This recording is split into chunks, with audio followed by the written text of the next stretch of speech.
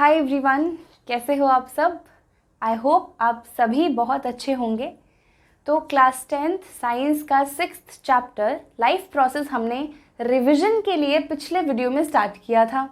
हम टर्म 1 के लिए बेसिकली रिवाइज कर रहे हैं, अपने सभी चैप्टर्स को एक एक करके करेंगे। सबसे पहले हमने लाइफ प्रोसेस उठाया था, जिसमें हमने देखा सबसे पहले लाइफ प्रोसेस का मतलब क्या होता है, कितने लाइफ प्रोसेसेस हर ऑर्गेनिज्म की बॉडी में हो रहे होते हैं। तो 4 मेजर लाइफ प्रोसेस थे: न्यूट्रिशन, रेस्पिरेशन, ट्रांसपोर्टेशन और excretion.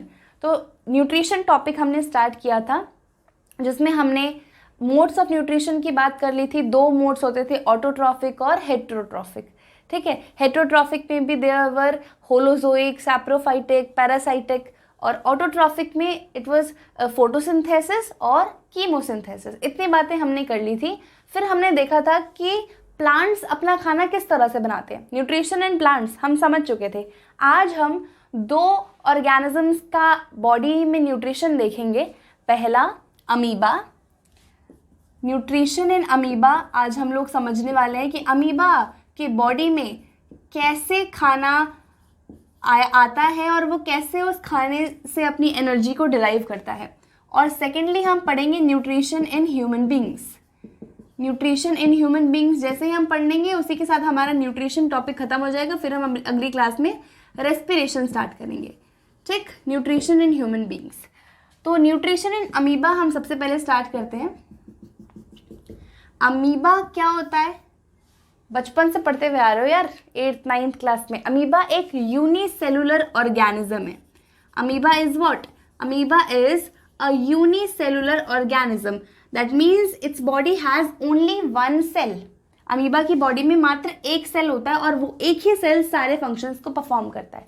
Either it is nutrition, it is respiration, transportation, excretion. ये सारे फंक्शंस अमीबा का एक ही सेल परफॉर्म करता है।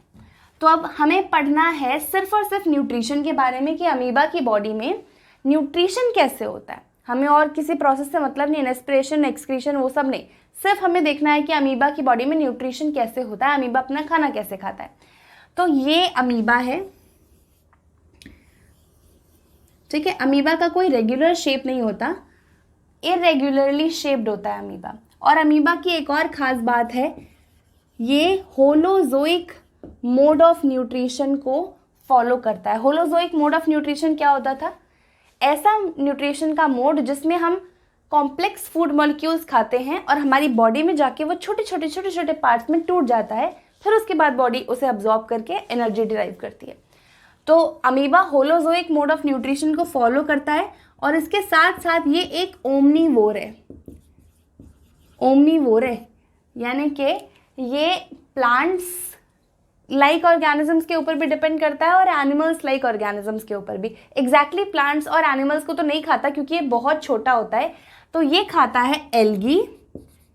ओमनीवोर में एल्गी, एल्गी प्लांटे में आ गया ना, एल्गी को खाता है और साथ में कुछ बैक्टीरियाज का इंटेक भी ये करता है। इसलिए इसे ओमनीवोर कहा जाता है क्योंकि ये एल्गी और बैक्टीरिया दोनों के ऊपर डिपेंड कर रहा है। ठीक है, तो अमीबा एक इरेगुलरली शेप्ड एक सेल होता है और ये एक सेल ही अमीबा की बॉडी के सारे फंक्शंस को परफॉर्म करता है। हमें पढ़ना है न्यूट्रिशन। तो हमने अभी 2 बातें देखी, amoeba holozoic mode of nutrition को फॉलो करता है और साथ में वो एक ओमनीवोर है। अब चूंकि अमीबा एक सेल है तो सेल की एक खास बात होती है, सेल के बीच में एक न्यूक्लियस होता है। तो यहाँ पर अमीबा के पास भी एक न्यूक्लियस होता है। अब मान लो यहाँ पे कहीं पर एक फूड का पार्टिकल पड़ा हुआ है, दिस इज फूड पार्टिकल। तो अमीबा का जो ये बॉडी स्ट्रक्चर है, ये इस फूड पार्टिकल को इस तरह से घेर लेगा। फिंगर जैसी प्रोजेक्शंस निकाल के इस फूड पार्टिकल को अमीबा की बॉडी घेर लेगी और इन फिंगर लाइक प्रोजेक्शंस को कहा जाता है सूडोपोडिया। व्हाट? सूडोपोडिया। और we can say false feet, झूठे पैर। एक तरह से झूठे हाथ, झूठे से स्ट्रक्चर्स, टेम्पररी से स्ट्रक्चर्स ये अपनी बॉडी से निकालता है, इसलिए this is known as pseudopodia. Pseudo means false, false feet. तो ये कुछ ऐसे स्ट्रक्चर्स निकालता है और फूड को घेर लेता है चारों तरफ से। फिर जैसे ही ये फूड पार्टिकल को घेरता है तो यहाँ पर अमीबा की बॉडी में फूड यहाँ पर एंटर कर जाता है और यहाँ बन जाता है एक फूड वैक्यूल। क्या बन जाता है? Food vacuole.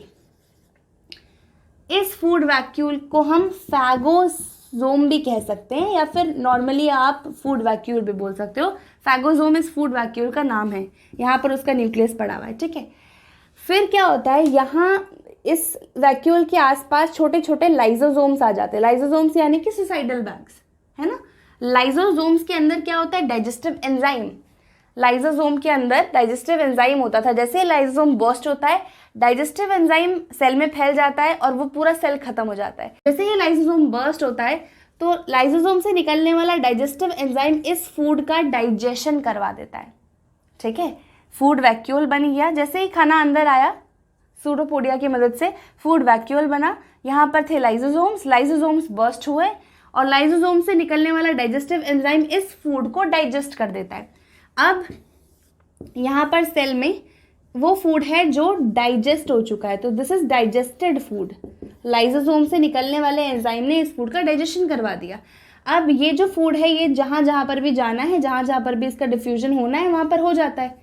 फिर इस फूड से सारे काम होते हैं, जो भी फंक्शंस एसेंशियल हैं, कुछ रिपेयर करना है अमीबा की बॉडी में, है ना, या कुछ और भी फंक्शन करना है, वो सारे फंक्शंस इस डाइजेस्टेड फूड की मदद से होते हैं। अब ये तो हो गया डाइजेस्टेड फूड की बात। अब कई सारे ऐसा माल मटेरियल होगा जिसकी अमीबा को ज़रूरत नहीं होगी, तो अमीबा क्या करता है, जो अनडाइजेस्टेड और अनइम्पॉर्टेंट चीज़ है ना, उनको इसी तरह से बाहर अपनी बॉडी से निकाल देता है। फिंगर लाइक जो प्रोजेक्शंस थी ना, उनको हटा लेता है और अनडाइजेस्टेड फूड को बाहर निकाल देता है। This is known as exocytosis. Exocytosis बोलते हैं इस प्रोसेस को, जिस प्रोसेस से अमीबा अपनी बॉडी से फूड को बाहर निकालता है। व्हाट हैपेंस इज, एक और बार रिवाइज करते हैं। अमीबा की बॉडी होती है इरेगुलरली शेप्ड। जब भी कोई खाने का पार्टिकल आता है, ये सूडोपोडिया या फिर फॉल्स फीड को निकाल लेता है, खाने को चारों तरफ से घेर लेता है। खाना इसकी बॉडी में जाता है, एक फूड वैक्यूल बन जाता है। वहाँ होते हैं लाइजोसोम्स जो बर्स्ट होके उस फूड वैक्यूल में प्रेजेंट जो खाना होता है उसको डाइजेस्ट कर देते हैं। जब वो फूड डाइजेस्ट हो जाता है तो डाइजेस्टेड फूड हर जगह जाता है, जहाँ भी उसका काम होता है वो अपना काम करता है, और जो वेस्ट मटेरियल है बॉडी से अमीबा उसे बाहर निकाल देता है। Simple as that. ठीक, इतनी बात समझ आई। यहाँ पर एक और इम्पॉर्टेंट टर्म है, ये सूडोपोडिया यानी कि फॉल्स फीड की मदद से जो अमीबा अपना फूड का इनटेक कर रहा है, इस प्रोसेस को हम फैगोसाइटोसिस कहते हैं। क्या कहते हैं? फैगोसाइटोसिस, साइटोसिस और एंडोसाइटोसिस भी कह सकते हो इसको। ठीक है, 1 मार्कर में आ सकता है। अमीबा कौन से प्रोसेस से अपने फूड की इंजेक्शन करता है, तो एंडोसाइटोसिस और फैगोसाइटोसिस। इस फैगोसाइटोसिस के बाद क्या बनता है यहाँ पर? Phagosome. Phagosome is another name for food vacuole. फिर उसके बाद उसका डाइजेशन होता है, फिर जहाँ पे भी डाइजेस्टेड फूड जाना होता है वहाँ चले जाता है, फिर एक्सोसाइटोसिस हो जाता है, यानी कि अनडाइजेस्टेड फूड बाहर निकल जाता है। तो अगर हम देखें तो अमीबा की बॉडी का जो डाइजेशन का मैकेनिज्म है उसे हम कुछ स्टेप्स में लिख सकते हैं। सबसे पहले इंजेशन बोले तो इनटेक ऑफ फूड। जैसे ही ये फूड पार्टिकल अमीबा की बॉडी में गया, दिस इज इंजेशन। फिर क्या होता है इसका? डाइजेशन, है ना। फूड वैक्यूल बनता था और लाइजोसोम्स बर्स्ट होके इस फूड का क्या करवा रहे थे? डाइजेशन। फिर उसके बाद होता है एब्जॉर्प्शन, यानी कि जो भी डाइजेस्टेड फूड है उसका सेल अब्जॉर्प्शन कर लेता है, यानी कि साइटोप्लाज्म से होते होते खाने को जहाँ पर भी जाना होता है खाना चले जाता है और अपने काम कर देता है। एब्जॉर्प्शन होता है और सबसे आखिरी में होता है ईजेशन, यानी कि बॉडी से जो भी वेस्ट है वो बाहर निकल जाता है, एक्सोसाइटोसिस हो जाता है ना।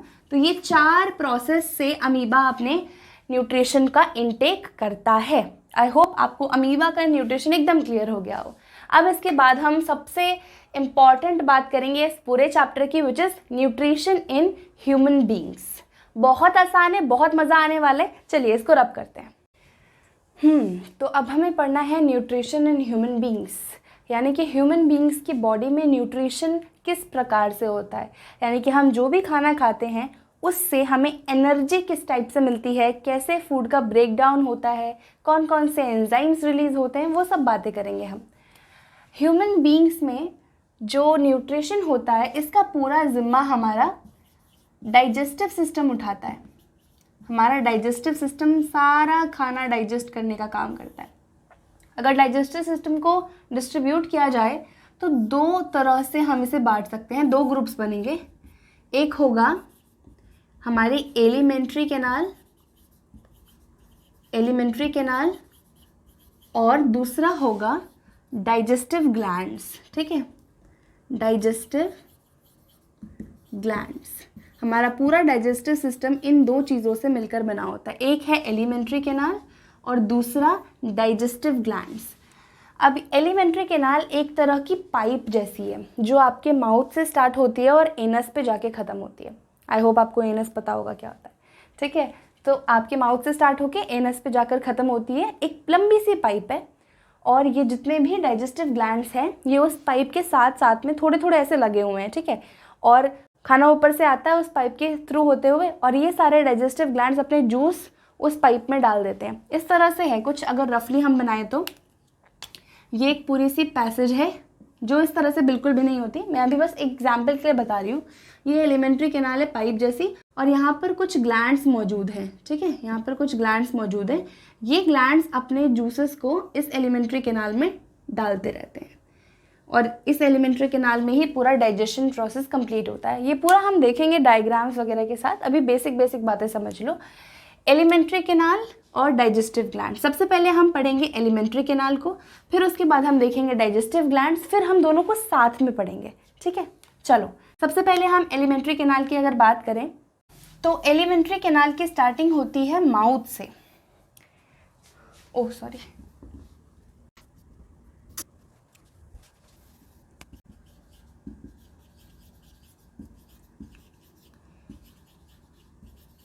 एलिमेंट्री कैनाल का सबसे पहला पड़ाव होता है माउथ। हमारे मुंह से एलिमेंट्री कैनाल की स्टार्टिंग होती है। सबसे पहले हम फूड को यहीं पर इनटेक करते हैं, उसके बाद फिर वो फर्दर कभी आगे जाता है। सबसे पहला पड़ाव है mouth. Mouth is comprised of two basic चीज़ें, one is teeth and another one is tongue. हमारे मुंह में दांत होते हैं और जीभ होती है। ये टीथ क्या करते हैं, खाने को छोटे छोटे टुकड़ों में तोड़ देते हैं। तो टीथ का फंक्शन है mastication of food. Mastication of food यानी कि खाने को एकदम चबा कर छोटे छोटे टुकड़ों में तोड़ देना। और टंग क्या काम करती है, खाने को सलाइवा के साथ मिक्स करती है। दांत उसे छोटे छोटे टुकड़ों में तोड़ देते हैं और टंग उसे सलाइवा के साथ मिक्स करती है। ठीक, क्यों होता है ये मिक्सिंग सलाइवा के साथ, ताकि आगे जो इतनी लंबी सी पाइप है इसमें कहीं भी कोई प्रॉब्लम ना हो। अगर खाना ड्राई रहेगा तो ईसोफेगस में अंदर से छिल जाएगी ना हमारी ईसोफेगस। इस वजह से टंग क्या करती है, हमारे फूड को सलाइवा के साथ मिक्स करती है ताकि थोड़ा स्लिपरी फूड हो जाए और आराम से फूड पाइप के थ्रू आगे बढ़ सके। फिर माउथ के बाद आता है फैरिंग्स। फैरिंग्स इसको हम डायग्राम के साथ समझेंगे साथ साथ में। देखो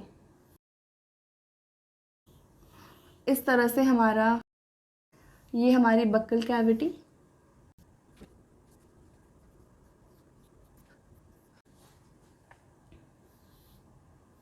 ये इधर से पाइप चली जाती है, यहाँ से पाइप चली जाती है लंग्स के लिए और यहाँ से ये चली जाती है फूड पाइप के लिए।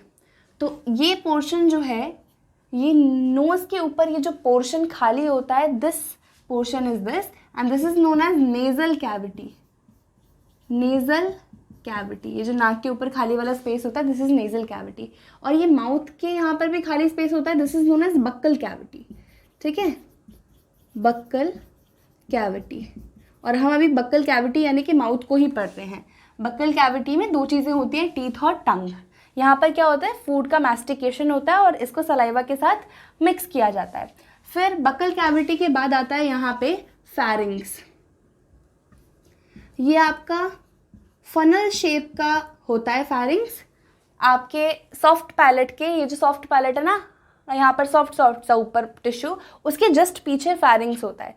फैरिंग्स क्या करता है, आगे जाके दो डिविजन्स में टूट जाता है। ये होता है लैरिंग्स यानी कि विंड पाइप, यहाँ से लंग्स होते हैं, लंग्स आगे जाके लंग्स में डिवाइड हो जाएगा और विंड पाइप। ठीक है। और दिस इज फूड पाइप, यानी कि ईसोफेगस बोलते हैं हम इसको, ईसोफेगस। ठीक है, बहुत आसान है, ध्यान से सुनो। सबसे पहले हमारा नाक के ऊपर वाला cavity nasal cavity, then buccal cavity. Buccal cavity यानी कि माउथ। बक्कल कैविटी में होती है टीथ और टंग। खाने का छोटा छोटा टुकड़ा हो जाता है और सलाइवा के साथ उसे मिक्स किया जाता है। आगे फनल शेप का फैरिंग्स होता है। ये फैरिंग्स दो डिविजन्स में टूट जाता है। लैरिंग्स यानी कि विंड पाइप, ये लंग्स से एसोसिएटेड है, इसकी बातें हमें नहीं करनी, हमें करनी है फूड पाइप की बात, ईसोफेगस की बात। यहाँ पर खाना जो है आगे फर्दर जाता है। फैरिंग्स के बाद आती है हमारी ईसोफेगस। ईसोफेगस को हम फूड पाइप भी कहते हैं। ये एक ऐसी पाइप है जिसके थ्रू खाना होते होते हमारे स्टमक तक जाता है। ठीक है, पतली सी एक पाइप है, ये लंबी सी पतली सी एक पाइप है ईसोफेगस। ठीक है, चलो ईसोफेगस के बाद आता है स्टमक। ईसोफेगस ही आगे जाके थोड़ी और मोटी हो जाती है और एक ऑर्गन बनाती है जे शेप का, विच इज स्टमक।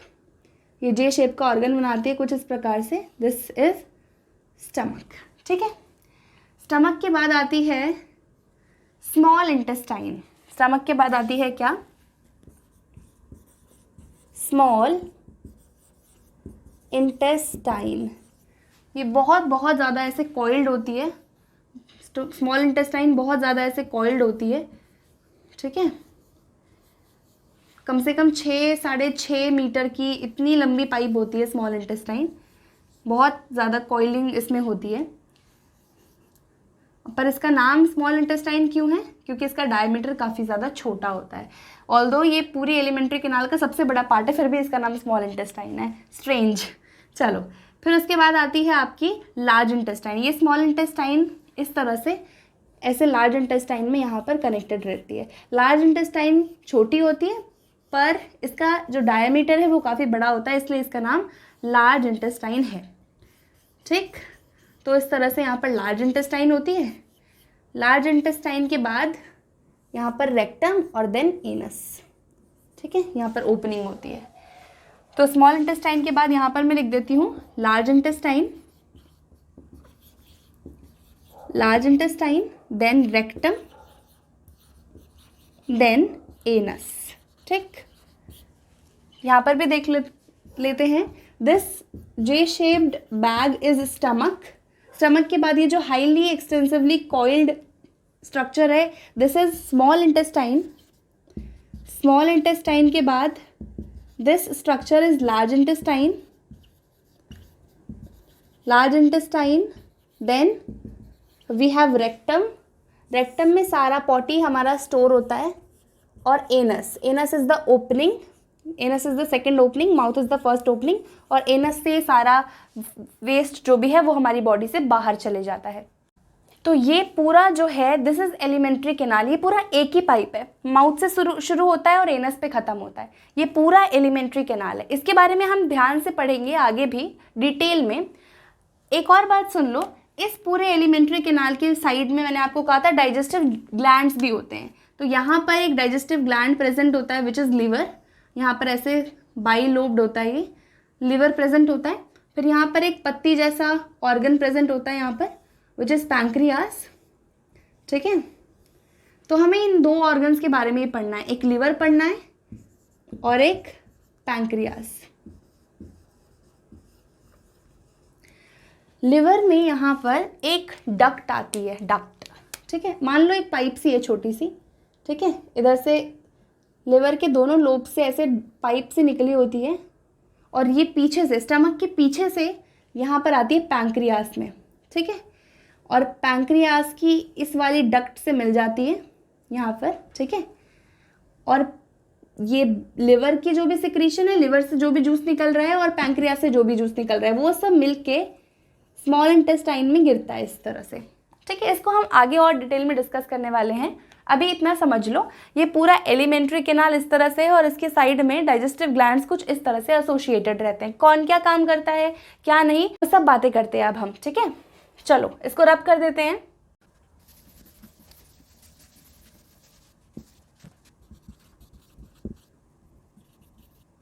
चलो इस डायग्राम को यहीं पर रहने देते हैं क्योंकि हमें ये दोबारा से काम आने वाला है। अब मेरे साथ बोलो, ह्यूमन बीइंग्स का जो डाइजेस्टिव सिस्टम है उसको हम दो तरह से डिवाइड कर सकते हैं, बोलो बोलो, एलिमेंट्री कैनाल और डाइजेस्टिव ग्लैंड्स। बिल्कुल, डाइजेस्टिव ग्लैंड्स। एलिमेंट्री कैनाल की स्टार्टिंग कहाँ से होती है? माउथ। एलिमेंट्री कैनाल की स्टार्टिंग होती है माउथ से या buccal cavity, then pharynx, oesophagus. Mouth, then pharynx, फिर ईसोफेगस यानी कि फूड पाइप। ईसोफेगस आगे जाके थोड़ा जे शेप ले लेता है, थोड़ा मोटा हो जाता है, उसे हम स्टमक कह देते हैं। स्टमक के बाद एक हाईली कॉइल्ड स्ट्रक्चर होता है जिसे हम स्मॉल इंटेस्टाइन कहते हैं। स्मॉल इंटेस्टाइन, ऑल्दो ये सबसे बड़ी होती है फिर भी इसका नाम स्मॉल इंटेस्टाइन है क्योंकि इसका डायमीटर काफ़ी छोटा होता है।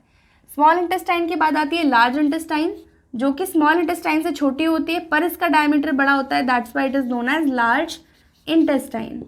ठीक, लार्ज इंटेस्टाइन के बाद आता है रेक्टम, जहाँ पे आपकी पॉटी स्टोर होती है, देन आखिरी में आता है एनस, जहाँ से आपकी पॉटी बाहर निकलती है। ठीक, चलो इतनी बातें समझ आई आपको। अभी हमने डाइजेस्टिव ग्लैंड्स की बात करी, मैंने आपको कहा हम दो ही डाइजेस्टिव ग्लैंड्स के बारे में पढ़ेंगे। पहला होगा लिवर और दूसरा होगा पैंक्रियास, और साथ में एक और होगा, वो होगा सलाइवरी ग्लैंड। सलाइवरी ग्लैंड, ये क्या होते हैं क्या नहीं होते, वो सब मैं आपको बताऊंगी। देखो, सबसे पहले माउथ में क्या होता है? माउथ में आपके खाने को छोटे छोटे टुकड़ों में तोड़ा जाता है और सलाइवा निकलता है आपके सलाइवरी ग्लैंड से। तो माउथ में एक कुछ निकलता है विच इज सलाइवा। ठीक है, सलाइवा आपके माउथ से निकलता है, फिर वो खाने को छोटे छोटे टुकड़ों में जो तोड़ा जाता है उसके साथ सलाइवा मिक्स होता है ताकि फूड थोड़ा मॉइस्ट हो जाए और ईसोफेगस यानी फूड पाइप से आराम से पास हो सके। तो फैरिंग्स और ईसोफेगस से होते हुए खाना कहाँ जाता है? स्टमक में। स्टमक में कुछ जूस निकलते हैं, स्टमक में कुछ गैस्ट्रिक जूस निकलते हैं स्टमक की वॉल्स से, और अंदर चर्निंग प्रोसेस हमेशा चलते रहता है स्टमक में।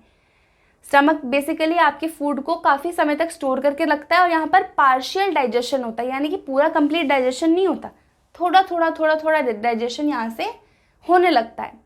स्टमक में बहुत सारे जूस निकलते हैं, बहुत सारे डाइजेस्टिव जूसेस स्टमक की वॉल सिक्रीट करती है जिससे कि वो खाना छोटे छोटे टुकड़ों में टूटना स्टार्ट हो जाता है। फिर उसके बाद ये सारा खाना जाता है स्मॉल इंटेस्टाइन में, और small intestine is the site for complete digestion. पूरे खाने का डाइजेशन यहाँ स्मॉल इंटेस्टाइन में ही होता है।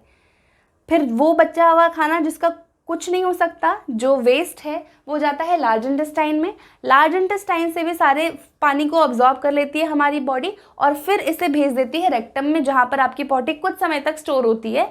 फिर एनस से ये बाहर निकल जाती है। तो ये पूरा मैकेनिज्म है। ठीक है, अब हम हर एक डाइजेस्टिव ग्लैंड की बात करेंगे और डिटेल में देखेंगे कि पहले क्या होता है, फिर कौन सा एंजाइम कहाँ पे रिलीज होता है, फिर वहाँ कौन सा फूड आइटम टूटकर क्या बन जाता है, वगैरह वगैरह। ठीक है, चलो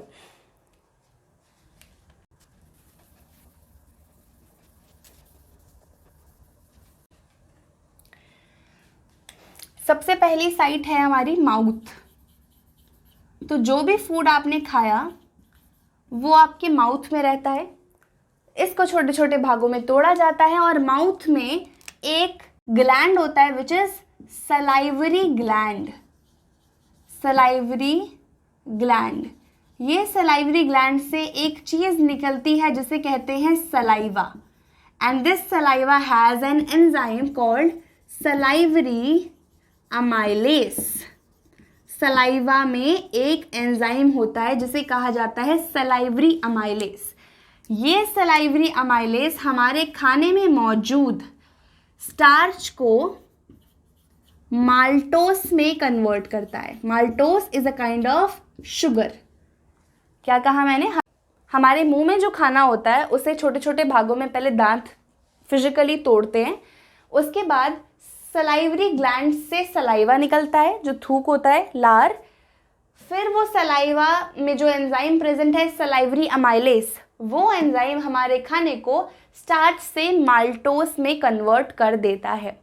हमारे खाने की डाइजेशन माउथ से ही स्टार्ट हो जाती है। डाइजेशन का मेन पर्पस क्या था? खाने को छोटे छोटे टुकड़ों में तोड़ना। तो यहाँ पर स्टार्च से माल्टोस का कन्वर्जन स्टार्ट हो चुका है। तो सबसे पहले डाइजेशन हमारे माउथ से स्टार्ट होती है। 1 मार्कर में आ सकता है ये चीज़। हमारे खाने का ये हो गया स्टार्च से माल्टोस में कन्वर्जन। फिर ये खाना जो भी है इसको हम बोलस कहते हैं। बोलस, ये जो बोलस है ये आपके फैरिंग से लुढ़कता लुढ़कता ईसोफेगस से लुढ़कता स्टमक में आ जाता है। ईसोफेगस में कुछ भी रिलीज नहीं होता। ईसोफेगस में सिर्फ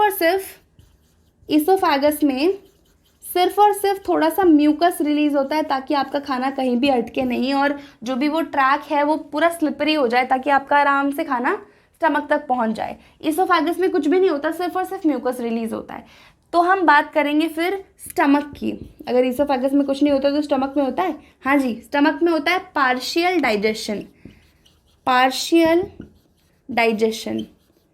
जो भी खाना आपने खाया, क्या क्या खाना खाते हो आप लेते हो कार्ब्स, आपने लिया प्रोटीन और आपने लिया फैट। हम इन तीनों की ही डाइजेशन की बात अभी करेंगे। कार्बोहाइड्रेट्स, प्रोटीन्स और फैट्स की डाइजेशन, क्योंकि ये 3 मेन चीज़ें हैं जो आपकी बॉडी में जाते ही एनर्जी प्रोवाइड कर देती हैं। बाकी सारी बॉडी बिल्डिंग में काम आती हैं, डिजीज से प्रोटेक्ट करने में काम आती हैं। तो हम इन 3 मेन चीज़ों की बात करेंगे। तो स्टमक में आपका पार्शियल डाइजेशन स्टार्ट हो जाता है। स्टमक की वॉल्स कुछ एंजाइम, कुछ जूस निकालती हैं। तो स्टमक की वॉल क्या निकालती हैं? ये मेनली 3 चीज़ें सिक्रीट करती है। पहली चीज़ है हाइड्रोक्लोरिक एसिड, बहुत खतरनाक एसिड HCl। दूसरी चीज़ है म्यूकस और तीसरी चीज़ है कुछ एंजाइम्स। ठीक, स्टमक की वॉल 3 चीज़ें निकालती है, हाइड्रोक्लोरिक एसिड, म्यूकस और कुछ एंजाइम्स। ये एंजाइम्स कौन कौन से हैं? पेप्सिन, रेनिन और लाइपेस। ठीक, आपके स्टमक की वॉल HCl निकालती है, म्यूकस निकालती है, पेप्सिन, रेनिन और लाइपेस नाम का एंजाइम निकालती है। अब ये स्टमक में HCl क्यों होता है? ताकि आपका पेट का जो मीडियम है वो एसिडिक हो जाए। एक तो ये काम है HCl का, और दूसरा काम है ये जो पेप्सिन नाम का एंजाइम निकल रहा है इसको एक्टिवेट करना। पेप्सिन एक्चुअली इनएक्टिव फॉर्म में रिलीज होता है, इसको एक्टिवेट करना हाइड्रोक्लोरिक एसिड का काम है। हाइड्रोक्लोरिक एसिड के बिना पेप्सिन एक्टिवेट नहीं होगा। जब पेप्सिन एक्टिवेट हो जाता है तो ये पेप्सिन क्या करता है? प्रोटीन्स को तोड़ने का काम करता है। पेप्सिन प्रोटीन की डाइजेशन करता है और हाइड्रोक्लोरिक एसिड इस पेप्सिन को एक्टिवेट करता है प्रोटीन की डाइजेशन करने के लिए। ये रेनिन क्या है? ये मिल्क को डाइजेस्ट करता है, हमारे पेट में मिल्क को डाइजेस्ट करता है रेनिन। और लाइपेस लिपिड्स को डाइजेस्ट करता है, लिपिड्स को छोटे छोटे भागों में तोड़ने का काम करता है। अब ये म्यूकस का काम क्या काम है यहाँ पर? ये जो तुम्हारी बॉडी में स्टमक में जो HCl निकल रहा है ये तुम्हारी स्टमक की वॉल्स को अंदर से जला सकता है। तो म्यूकस इसलिए निकलता है तुम्हारे स्टमक में, यहाँ पर म्यूकस, इट्स 12 AM ओके। तो म्यूकस इसलिए निकलता है ताकि तुम्हारे पेट को, तुम्हारे स्टमक की वॉल्स को HCl से बचाया जा सके। इस वजह से म्यूकस रिलीज होता है। तो पेट से निकलने वाली 3 सिक्रीशंस होती हैं, इनको गैस्ट्रिक सिक्रीशंस भी बोलते हैं। पेट से जो भी चीज़ रिलेटेड होगी ना उसे हम गैस्ट्रो या गैस्ट्रिक बोलेंगे। 3 गैस्ट्रिक सिक्रीशंस होती हैं। सबसे पहले होता है HCl, फिर म्यूकस और फिर एंजाइम्स। एंजाइम्स कौन कौन से? पेप्सिन, रेनिन और लाइपेस। पेप्सिन क्या करता है? प्रोटीन को तोड़ने का काम करता है। रेनिन मिल्क डाइजेस्ट करता है और लाइपेस लिपिड्स को तोड़ने का काम करता है। और HCl का क्या काम है? पेट के मीडियम को एसिडिक बनाना ताकि ये सारी चीज़ें, सारे एंजाइम्स एक्ट कर पाएँ उस पर अच्छे से। म्यूकस का क्या काम है? पेट को HCl से बचाना ताकि अंदर से स्टमक की वॉल्स जल ना जाए, क्योंकि HCl बहुत ज़्यादा एसिडिक होता है। HCl का एक और काम है इस पेप्सिन को एक्टिवेट करना ताकि प्रोटीन्स को वो तोड़ सके। इतनी बात क्लियर है? तो स्टमक में क्या होता है? बेसिकली प्रोटीन का डाइजेशन, मिल्क का डाइजेशन और लिपिड्स का डाइजेशन। इसके बाद हम पढ़ेंगे स्मॉल इंटेस्टाइन को, इसको रब करना पड़ेगा।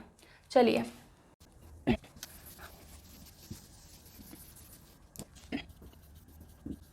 Small intestine. Small intestine is the site of complete digestion. यहाँ पर कंप्लीटली डाइजेशन हो जाता है। स्मॉल इंटेस्टाइन में लिवर का जूस भी आता है और पैंक्रियास का जूस भी आता है। तो स्मॉल इंटेस्टाइन में 2 सिक्रीशन सारी होती हैं। कौन कौन सी? लिवर का जूस, लिवर अपना जूस डालता है, और साथ में पैंक्रियास भी अपना जूस स्मॉल इंटेस्टाइन में डालता है। लिवर कौन सा जूस डालता है? लिवर डालता है जी बाइल जूस, याद रखना, बाइल जूस। और pancreas pancreatic juice, pancreatic juice. ठीक, इतनी बात क्लियर है। लिवर से निकलता है बाइल जूस और पैंक्रियास से निकलता है पैंक्रियाटिक जूस। स्मॉल इंटेस्टाइन से भी बहुत सारे जूस निकल रहे होते हैं, और ये सारे जूस मिलकर हमारे फूड की कंप्लीट डाइजेशन कर देते हैं। बाइल जूस की अगर बात करें तो बाइल जूस में किसी भी प्रकार का कोई एंजाइम नहीं होता। बाइल जूस सिर्फ और सिर्फ फैट्स की इमल्सिफिकेशन करता है, यानी कि हमारे स्मॉल इंटेस्टाइन में बड़े बड़े फैट के ग्लोब्यूल्स, ऐसे ग्लोब्यूल्स प्रेजेंट होते हैं फैट्स के, तो इन बड़े ग्लोब्यूल्स को तोड़ देता है बाइल और छोटे छोटे ग्लोब्यूल्स बना देता है, ताकि कोई भी एंजाइम इस पे एक्ट करके इसे और अच्छे से तोड़ सके। ठीक है, इमल्सिफिकेशन ऑफ फैट करता है bile juice. Emulsification of fat यानी कि फैट के बड़े ग्लोब्यूल्स को छोटे छोटे पार्ट्स में तोड़ना, ये बाइल जूस का काम है। अगर पैंक्रियाटिक जूस की बात करें, पैंक्रियाटिक जूस की बात करें तो पैंक्रियाटिक जूस की वजह से कार्बोहाइड्रेट्स, फैट्स और प्रोटीन्स छोटे छोटे हिस्सों में टूट जाते हैं। बेसिकली कार्बोहाइड्रेट्स क्या होती है? ग्लूकोज और शुगर्स की लंबी लंबी चेन होती है। ठीक है, तो ऐसा नहीं होता, अगर मैं टूटने की बात कर रही हूँ तो ये सारे एक बार में मॉलिक्यूल्स टूट जाते हैं। किसी में एक मतलब मॉलिक्यूल का ब्रेकडाउन होता है। 5 मॉलिक्यूल्स का प्रोटीन था मान लो, तो स्टमक में भी उसका थोड़ा बहुत डाइजेशन हुआ, यानी कि वो छोटे भाग में टूटा। फिर स्मॉल इंटेस्टाइन में आके वो पैंक्रियाटिक जूस की वजह से थोड़े और छोटे भाग में टूटा। फिर स्मॉल इंटेस्टाइन के जूस की वजह से वो पूरा ही टूट जाएगा। इस तरह से चीज़ें होती हैं। तो पैंक्रियाटिक जूस कार्बोहाइड्रेट, प्रोटीन्स और फैट को तोड़ने का काम करता है। और इसके बाद इन दोनों डाइजेस्टिव ग्लैंड्स के अलावा अगर हम सिर्फ स्मॉल इंटेस्टाइन के जूसेस की बात करें तो स्मॉल इंटेस्टाइन से निकलने वाले जूस क्या करते हैं? ये क्या करते हैं? ये कार्बोहाइड्रेट्स को पूरी तरह ग्लूकोज में तोड़ देते हैं। प्रोटीन्स को ये अमीनो एसिड्स में तोड़ देते हैं। और फैट्स को फैटी एसिड और ग्लिसरॉल में तोड़ देते हैं। स्मॉल इंटेस्टाइन में क्या होता है? कार्बोहाइड्रेट से ग्लूकोज बन जाता है टूटकर, प्रोटीन से अमीनो एसिड बन जाता है टूटकर, और फैट से फैटी एसिड और ग्लिसरॉल बन जाता है टूटकर। अब ये ग्लूकोज, ये अमीनो एसिड और फैटी एसिड और ग्लिसरॉल, इनका एब्जॉर्प्शन होगा, क्योंकि अभी ब्रेकडाउन सब हो चुका है। स्मॉल इंटेस्टाइन में ये 3 इंपॉर्टेंट चीज़ें बची हैं, ग्लूकोज, अमीनो एसिड और फैटी एसिड, ग्लिसरॉल। अब इसका एब्जॉर्प्शन होगा। किस तरह से होगा अभी डिस्कस करेंगे। तो हमारे पास क्या बचा? ग्लूकोज, अमीनो एसिड्स और फैटी एसिड या ग्लिसरॉल। ठीक है, अब होता क्या है, ये जो छोटे छोटे भाग आए हैं टूटकर, ये स्मॉल इंटेस्टाइन में टूट चुके हैं। कंप्लीट डाइजेशन स्मॉल इंटेस्टाइन में हो चुका है। अब स्मॉल इंटेस्टाइन की अगर अंदर वाली वॉल देखो, मान लो ये स्मॉल इंटेस्टाइन है, इसके अंदर वाली वॉल को मैं अगर जूम करके बनाऊं तो मुझे ऐसे ऐसे स्ट्रक्चर्स नज़र आएंगे। इन स्ट्रक्चर्स को कहा जाता है विल्ली या फिर विल्लाए बोल सकते हो आप। स्मॉल इंटेस्टाइन के अंदर वाली वॉल पे ऐसे बहुत सारे स्ट्रक्चर्स प्रेजेंट होते हैं। तो ये मान लो अंदर वाली वॉल है, यहीं पर तो खाना होता है सारा, ठीक है, यहीं पे तो खाने की डाइजेशन हुई, यहीं पर ग्लूकोज, अमीनो एसिड और फैटी एसिड, ग्लिसरॉल बना। अब क्या होता है, ये जो भी ग्लूकोज, फैटी एसिड और ग्लिसरॉल है, विलाई में यहाँ पर ब्लड वेसल्स होते हैं, ठीक है, ब्लड वेसल्स होते हैं। और यहाँ पर कोई भी फूड पार्टिकल मान लो यहाँ पर ग्लूकोज है या फिर अमीनो एसिड है, तो क्या होता है, ये ग्लूकोज ब्लड में जाके डिफ्यूज़ हो जाता है। ये ग्लूकोज क्या करता है, ब्लड में चले जाता है। ये जो विलाई है इसके जस्ट नीचे होती है ब्लड वेसल, यहाँ से ग्लूकोज अब्जॉर्ब होके ब्लड में चले जाता है और ब्लड से फिर ये कहाँ जाएगा, पूरी बॉडी में, जहाँ जहाँ पर भी ज़रूरत है ये ब्लड उसे ट्रांसपोर्ट कर देगा। ट्रांसपोर्टेशन सिस्टम में पढ़ेंगे हम ये चीज़, ठीक है। तो यहाँ पर क्या होता है, जो भी खाना हमने खाया स्मॉल इंटेस्टाइन में, अब वो अब्जॉर्ब होने लगता है। कौन अब्जॉर्ब करता है, ब्लड वेसल्स। ब्लड वेसल में जो भी छोटे छोटे मॉलिक्यूल्स आए हैं टूटकर, अमीनो एसिड और फैटी एसिड, ग्लिसरॉल और ग्लूकोज, ये सब हर जगह ट्रांसपोर्ट कर दिए जाते हैं, ठीक है। अब देखो कई सारी ऐसे चीज़ें होंगी जो वेस्ट बच गई होंगी, सब कुछ तो डाइजेस्ट नहीं हुआ स्मॉल इंटेस्टाइन में, तो जो भी वेस्ट रह जाता है वो यहाँ से स्मॉल इंटेस्टाइन से चले जाता है लार्ज इंटेस्टाइन में। जो भी चीज़ का डाइजेशन नहीं हुआ, जो भी बॉडी के लिए वेस्ट है, वो चली जाती है लार्ज इंटेस्टाइन में। लार्ज इंटेस्टाइन में क्या होता है, लार्ज इंटेस्टाइन में और एब्जॉर्प्शन होता है कि कहीं कुछ रह तो नहीं गया गलती से, सारा पानी यहाँ से अब्जॉर्ब कर लिया जाता है, सारे essential nutrients large intestine absorb कर लेती है। फिर जो बचता है वो बचता है आपके फीसेस या फिर फीकल मैटर। फीकल मैटर यानी कि पॉटी, ठीक है, फीकल मैटर बचता है और यहाँ पर रेक्टम में आके स्टोर हो जाता है कुछ समय के लिए, और फिर वो एनस से बाहर निकल जाता है, आपकी बॉडी इसे बाहर निकाल देती है। तो इस तरह से ये पूरा आपका डाइजेशन होता है। एक बार रिवाइज करें फटाफट डाइजेशन। देखो क्या होता है, सबसे पहले आपके माउथ से डाइजेशन स्टार्ट होता है। आपने खाना खाया और आपके मुंह से सलाइवा निकला, ठीक है। खाने को पहले आपके दांत छोटे छोटे भागों में तोड़ देते हैं और टंग सलाइवा को फूड के साथ मिक्स कर देती है। सलाइवा से एक एंजाइम निकलता है जिसे हम कहते हैं सलाइवरी अमाइलेस। सलाइवरी अमाइलेस हमारे ग्लूकोज को माल्टोस में कन्वर्ट कर देता है, या फिर कहें तो स्टार्च को माल्टोस में कन्वर्ट कर देता है।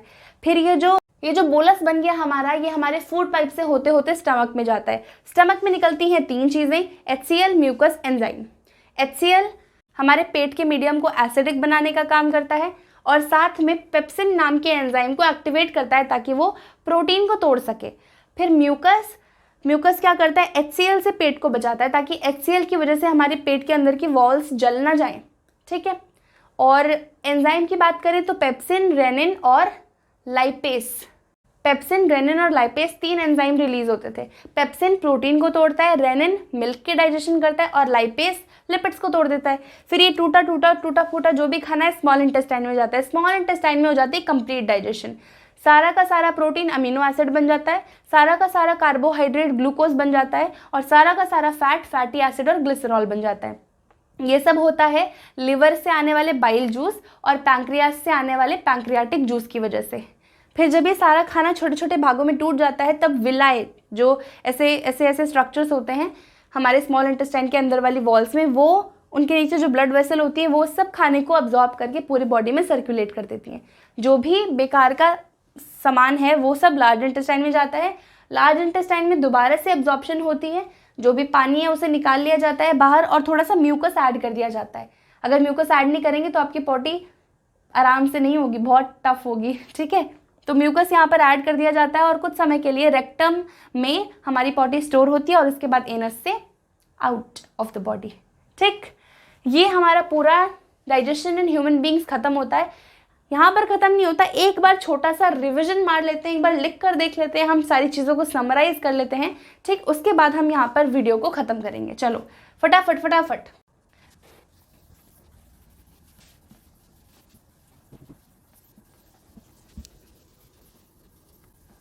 चलो सबसे पहले हम लिखेंगे ऑर्गन का नाम, नेम ऑफ ऑर्गन, ठीक है, कौन सा ऑर्गन है। फिर उसके बाद हम लिखेंगे ग्लैंड का नाम, कि कौन सा ग्लैंड एसोसिएटेड है उस ऑर्गन से, फिर उसके बाद एंजाइम का नाम, और फिर क्या फॉर्म हुआ, फॉर्मेशंस, या फिर किस चीज़ का ब्रेकडाउन हुआ किस चीज़ में, ठीक। ये सारी चीज़ों को हम लिखेंगे। सबसे पहला आपका आता है, सबसे पहला पड़ाव क्या था, माउथ था। माउथ, माउथ में कौन सा ग्लैंड होता था, सलाइवरी ग्लैंड, सलाइवरी ग्लैंड, जिसमें एक एंजाइम होता था जिसका नाम था सलाइवरी अमाइलेस, और ये सलाइवरी अमाइलेस हमारे स्टार्च को माल्टोस में कन्वर्ट करता था। इतना याद है, स्टार्च को माल्टोस में कन्वर्ट करता था। चलो फिर आगे आता है ईसोफैरिंग्स आता है माउथ के बाद, फिर ईसोफेगस आता है। इसमें कुछ रिलीज नहीं होता किसी भी प्रकार का जूस, तो हम यहाँ पर मेंशन नहीं कर रहे। फिर हम सीधा बात करते हैं स्टमक की। स्टमक में कुछ गैस्ट्रिक जूसेस रिलीज होते हैं। गैस्ट्रिक जूसेस, यहाँ पर कोई ग्लैंड नहीं होता, पर इसमें से ये इसके सिक्रीशन लिखी है मैंने यहाँ पर। स्टमक के सिक्रीशन होती है गैस्ट्रिक जूसेस और साथ में म्यूकस। इस गैस्ट्रिक जूस में 3 एंजाइम होते हैं, पेप्सिन, रेनिन और लाइपेस, ठीक है। ये पेप्सिन क्या करते हैं, पेप्सिन एक्चुअल में प्रोटीन्स को तोड़ते हैं, प्रोटीन्स को ब्रेक करते हैं। रेनिन किसका डाइजेशन करता है, मिल्क का डाइजेशन करता है रेनिन। और लाइपेस क्या करते हैं, लिपिड्स को डाइजेस्ट करने का काम करते हैं लाइपेस, लिपिड्स को डाइजेस्ट करने का काम करते हैं लाइपेस। स्टमक के बाद आती है आपकी सीधी स्मॉल इंटेस्टाइन, स्मॉल इंटेस्टाइन, और स्मॉल इंटेस्टाइन के साथ ही एसोसिएटेड हमारे 2 ऑर्गन्स, लिवर और पैंक्रियास, ठीक है। तो यहाँ पर लिवर और पैंक्रियास 2 ग्लैंड्स लिख सकती हूँ मैं, लिवर और पैंक्रियास। लिवर से निकलता है बाइल जूस, पर इसमें कोई एंजाइम नहीं होता, नो एंजाइम। बाइल जूस में कोई भी एंजाइम नहीं होता, बस ये जूस होता है। और बाइल जूस क्या करता है, इमल्सिफिकेशन ऑफ फैट, यानी कि फैट के बड़े बड़े ग्लोब्यूल्स को छोटे छोटे ग्लोब्यूल्स में तोड़ देता है ताकि उन पे एंजाइम का एक्शन आसानी से हो सके, इमल्सिफिकेशन ऑफ फैट। और पैंक्रियास क्या निकालता है, पैंक्रियाटिक जूस, और इस पैंक्रियाटिक जूस की वजह से प्रोटीन्स का और कार्बोहाइड्रेट्स का और साथ में फैट्स, तीनों का ही डाइजेशन हो जाता है इस पैंक्रियाटिक जूस की वजह से, ठीक। Small intestine is the site of complete digestion.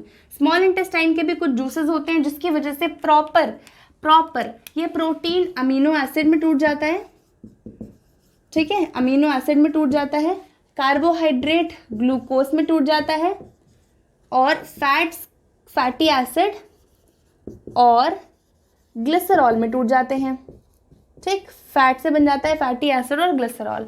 उसके बाद ये सारा खाना जाता है लार्ज इंटेस्टाइन में। लार्ज इंटेस्टाइन में अब्जॉर्प्शन होगी, दोबारा से सारा पानी बाहर निकाल लिया जाएगा। फिर उसके बाद क्या होगा, रेक्टम में जाके स्टोर होगा और एनएस के थ्रू बाहर निकल जाएगा। इतनी बात समझ आई। ये हमारा पूरा डाइजेस्टिव सिस्टम था ह्यूमन बींग्स का। अगर हम बात करें मैकेनिज्म की, तो 5 स्टेप में हमारा पूरा डाइजेशन हो जाता है। ये 5 स्टेप्स कौन कौन से हैं?